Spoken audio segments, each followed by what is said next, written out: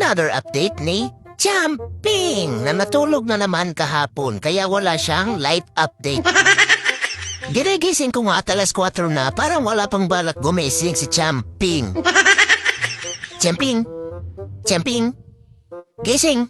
Lumog na ang araw, tulog ka pa. Hindi ka na makaka-merienda dahil oras na ng hapunan. Gumising na nga siya at nagmuni-muni pa. Parang bata na pagkagising sa hapon ay natutulala.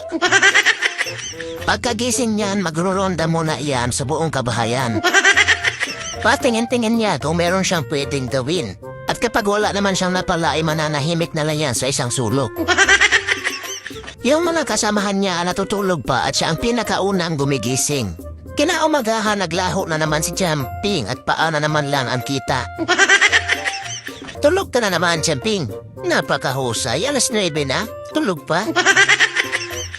Kumigising naman nga siya kapag ginigising.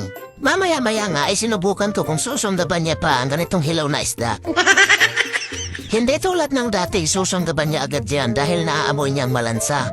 Oh, ayaw mo na ng ganitong isda, Champing. Dati naman mas mabilis ka pa sa alas 4. Tumaas na ang panlasa mo, Champing. Napakahusay.